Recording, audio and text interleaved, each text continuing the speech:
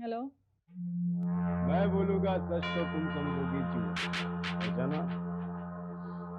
तुम तुमने तो मुझसे वादा किया था कि कभी भी यहाँ पे फोन नहीं करोगे। वादा तो देवयानी ने भी किया था, 7 फेरे लेते हुए अपने पति अरुण से। लेकिन वो वादा छूट गया क्योंकि उसका पहला पति जिंदा था और इसकी एक बेटी भी है।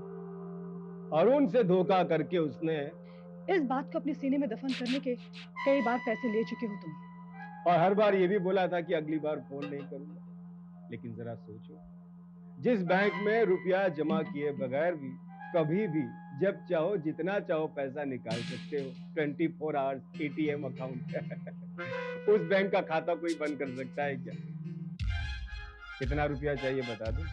तुमको क्या लग रहा है तुम मुझे ऑर्डर दोगे और पैसे लेकर मैं तुम्हारे पास आ जाऊंगी?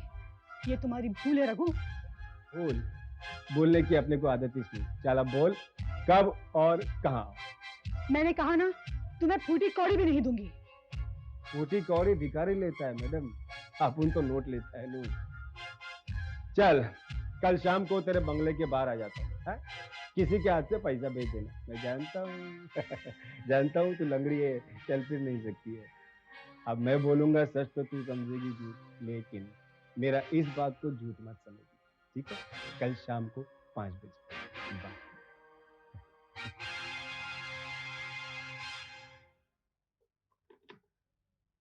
समझ में नहीं आता इससे पीछा कैसे छुड़वाऊं। अगर ये घर आ गया तो मुसीबत ही हो जाएगी। मुझे कुछ करना पड़ेगा।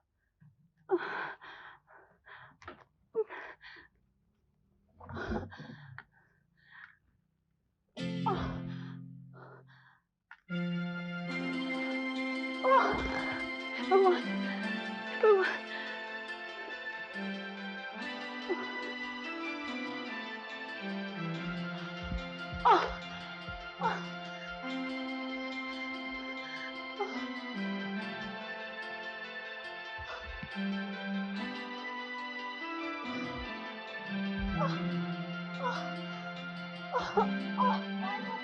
चाची, आप कमरे से बाहर क्यों आई? मैं तुम्हारे पास ही आ रही थी। मुझे बुला लिया तो मैं कमरे में आ जाती। मैंने तुम्हें बुलाना मुनासिब नहीं समझा, कहीं किसी को पता नहीं चल जाए। क्या पता नहीं चल जाए? आरती रघु का फोन आया था। उसने फिर क्यों फोन किया? धमकी दे रहा था और पैसे मांग रहा था। कह रहा था कि अगर हम लोगों ने पैसे नहीं दिया तो कल यहाँ आ जाएगा। चाची, आप फिक्र मत कीजिए, इस बार वो बच के नहीं जाएगा। तुम कुछ नहीं करोगे रोहित? लेकिन चाची, पायल, पायल तुम यहाँ कैसे चली? वो दीवार का सहारा है। तुम्हारा दिमाग खराब हो गया, कहीं कुछ हो जाता तो? मुझे कुछ नहीं होगा सुमित। चलो उठो, उठो कमरे में चलो। तुम चलो, जरा मैं इनसे बात करके आती हूँ। अरे चलकर कमरे में बात कर लो, चलो उठो तुम।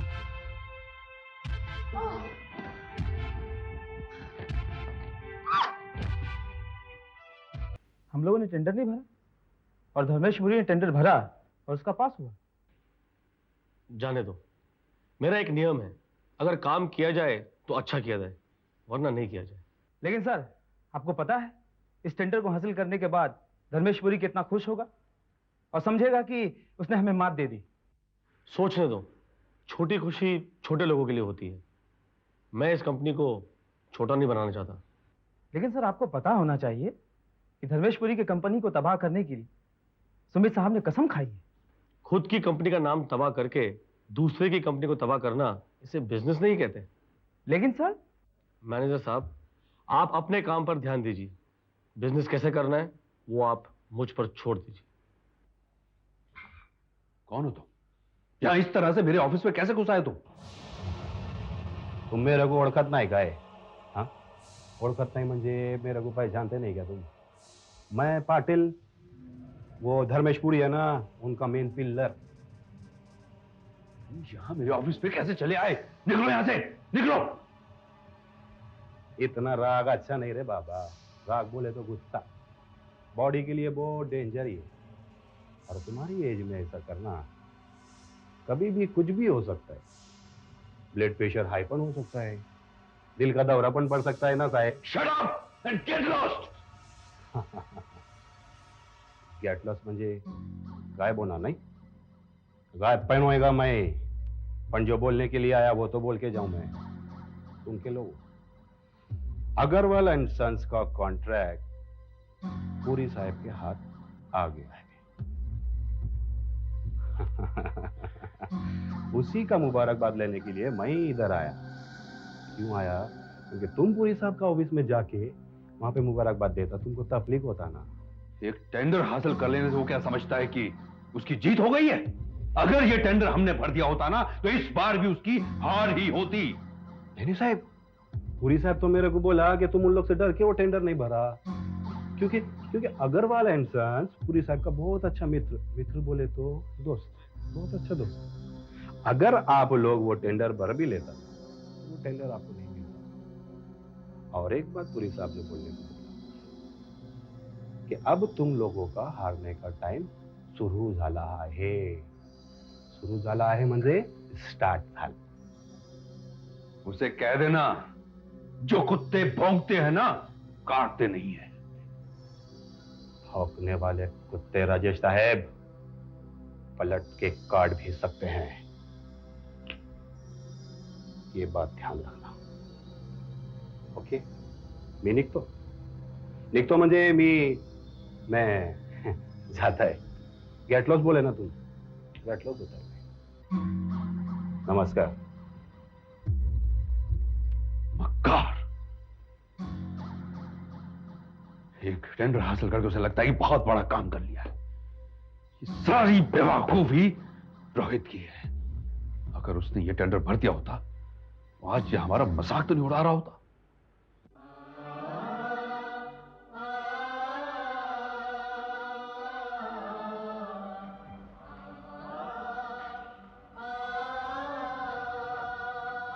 क्या बात है भैया? हाँ, बहुत दुखी दिखाई दे रहे। सुमित, आज रोहित ने ऐसी हरकत की है ना, मेरा दिमाग खराब हो गया। क्यों, उसने कोई बदतमीजी की है क्या? अरे बदतमीजी करता तो मैं उसे डांटता, समझा देता, बर्दाश्त कर लेता। उसे तो वो हरकत की है, तो पता है उसने इंपॉर्टेंट टेंडर भरा नहीं है। और वो टेंडर मिला किसे है मालूम है? किसे? धर्मेश पुरी को। और वो इसे हासिल करके इतना खुश हो रहा है, पूरे बिजनेस फील्ड में हमारा मजाक उड़ा रहा है। उसे लग रहा है जैसे हम उससे डर गए। ये तो रोहित ने बहुत गलत किया। दुश्मन को मात देने की जगह उसे जीतने का मौका दे दिया। भैया, आपने रोहित से कुछ कहा नहीं? अरे कैसे कहूं, तुम तो जानते हो वो दादी माँ और बाबूजी का कितना चाहता है। कुछ भी कहता उसे तो दादी माँ ने मुझे डांटना था। ये कोई बात थोड़ी ना हुई भैया, घर वाले बिजनेस में थोड़ी ना कुछ कहेंगे आपको। सुमे, तुम तो जानते हो इस घर में जज्बात, रिश्ते और प्यार की अहमियत है, उसी कदर होती है। अगर मैं कुछ भी उसे कहता, उसे बुरा लगता और दादी माँ ने मुझसे कहना था बिजनेस गया भाड़ में, तुमने उसे डांटा क्यों, दुख क्यों पहुंचाया। ठीक है भैया, अगर आप रोहित से नहीं पूछ सकते हैं तो मैं रोहित से पूछूंगा। अभी तक तो हम उसे कुछ नहीं पूछते आए हैं, लेकिन अगर इसी तरह चलता रहा तो बहुत जल्द बिजनेस में हमारा नाम खराब हो जाएगा। इतनी मुश्किल से तो हमने बिजनेस जमाया है, मार्केट में अपना नाम किया है। अगर ऐसा हुआ तो बहुत जल्द हम बर्बाद हो जाएंगे और हम फिर से रोड पर आ जाएंगे। मेरे ख्याल से भैया आपको ऑफिस में रोहित का आना बंद कर देना चाहिए। रोहित, मैं तुमसे कुछ कहना चाहता हूं। कहिए ना चाचा। रोहित, मेरी बात का बुरा मत मानना, मैं तुमसे बिजनेस की बात करना चाहता हूं। अरे चाचा, आपकी ऐसी कौन सी बात है जिसका मैंने आज तक बुरा माना है? आप प्लीज मुझसे कहिए ना। इसीलिए मैंने ये फैसला किया है कि मैं तुमसे बात करूं। रोहित, तुम बिजनेस में नए हो, तुम्हें बिजनेस का तजुर्बा नहीं है, इसलिए कोई भी फैसला करने से पहले तुम्हें दूसरों से पूछ लेना चाहिए। तो मैं हमेशा ही पूछता हूँ। तो तुमने ये टेंडर क्यों नहीं भरा? मुझे लगा कि इसमें ज्यादा फायदा नहीं है, इसलिए मैंने भरा नहीं।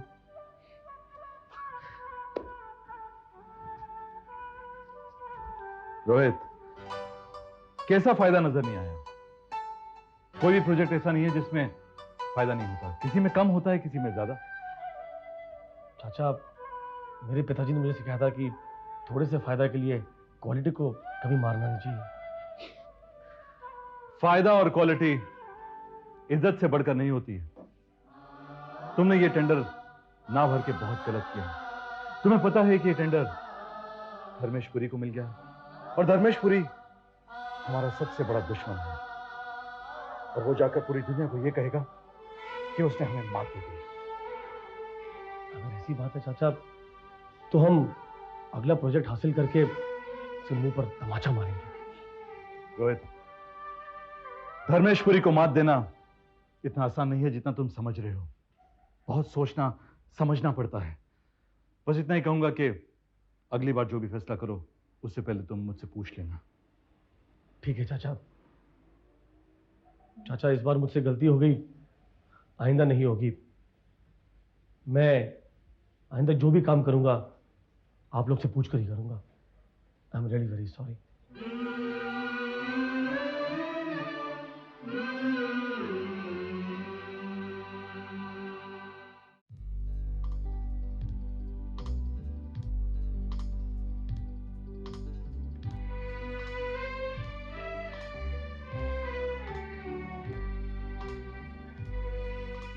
सुमित, हम्म। क्या हुआ? सोई क्यों नहीं अभी तक? नींद नहीं आ रही है। क्यों? पर दिमाग पर कुछ उलझने हैं। क्या उलझन? बताओ, शायद मैं सुलझा सकूं। पाल, तुम्हें तो पता है कि मेरी जगह रोहित बिजनेस संभाल रहा है। तो इसमें नई बात कौन सी है? लेकिन ऑफिस में जो कल हुआ है वो नई बात है। हमारे हाथ से टेंडर चला गया है। इतनी छोटी सी बात को लेकर क्यों परेशान हो रहे? बिजनेस है, उसमें अप्स एंड डाउन्स तो होते ही रहते हैं। एक बिजनेसमैन को इतनी छोटी सी बात के लिए परेशान होना नहीं चाहिए। मैं परेशान इस बात से नहीं हूं कि टेंडर हमारे हाथ से चला गया। मैं परेशान इस बात से हूं कि हमारे दुश्मन धर्मेशपुरी को टेंडर मिल गया है। कोई बात नहीं, अगला टेंडर हमारे हाथ लग जाएगा। दुश्मन को अगर मात से मात दिए जाएंगे तो बहुत जल्दी चित हो जाएगा। धर्मेशपुरी हमसे घबराने लगा था, लेकिन इस टेंडर के मिलने से उसमें नई हिम्मत और एक नया कॉन्फिडेंस आ गया होगा। छोड़ो ना, ये सब सोचकर परेशान होने से क्या फायदा। और फिर बिजनेस में हार जीत तो लगी ही रहती है। अगर इंसान हारेगा नहीं तो उसमें जीतने का जोश कैसे पैदा होगा? अगर मुकाबला करके हारे तो बात और है, लेकिन बिना लड़े हारना उसे बुज़दिली कहते हैं, और रोहित ने वही किया है। रोहित ने? हाँ, उसने टेंडर ही नहीं भरा। ये सोच करके उसमें ज्यादा फायदा नहीं है और नुकसान भी हो सकता। लेकिन रोहित ने ऐसा कैसे कर दिया? यही तो मैं सोच रहा हूं कि उसने ऐसा कदम कैसे उठा लिया। अरे इस तरह तो वो कल कोई नया कदम उठा लेगा। लेकिन तुम लोगों को तो कम से कम उसे समझाना चाहिए था। वो तो कुछ समझने को तैयार ही नहीं है। उसे ये लगता है कि उसने ये टेंडर ना भर के बहुत अक्ल का काम किया है। इतना कॉन्फिडेंस? ये कॉन्फिडेंस नहीं है, ओवर कॉन्फिडेंस है, और ओवर कॉन्फिडेंस में नुकसान भी हो सकता है। लेकिन रोहित ने ऐसा क्यों किया? कम से कम उसे तुम लोगों से पूछ तो लेना चाहिए था। मैं भी यही सोच रहा हूं कि कम से कम वो हमसे पूछ तो सकता था। मुझे तो लगता है कि वो अपने आप को इस कंपनी का मालिक समझ बैठा है। अगर इसी तरह चलता रहा तो बहुत जल्द हम फिर फुटपाथ पर आ जाएंगे। ऐसी बातें मुंह से मत निकालो। भगवान ना करे हमें वो दिन फिर से देखने पड़े।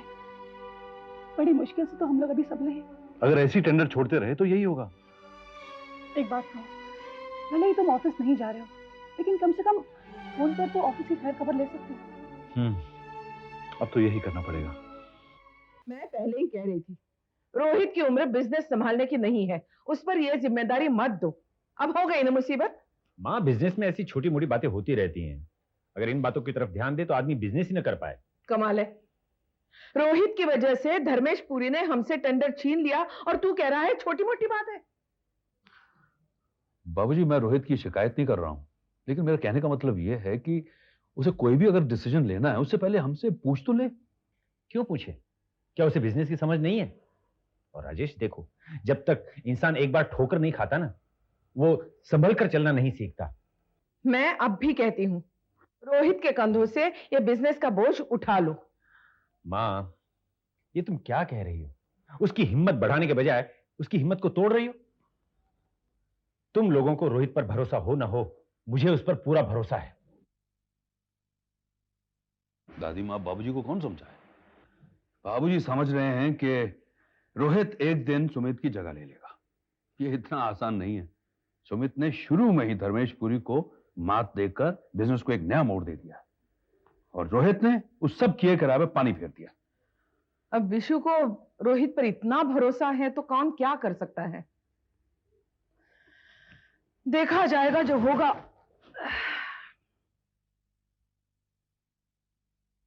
सब अपने अपने हिसाब से सोच रहे हैं। कल को कुछ गड़बड़ होगी तो कौन जिम्मेदारी लेगा?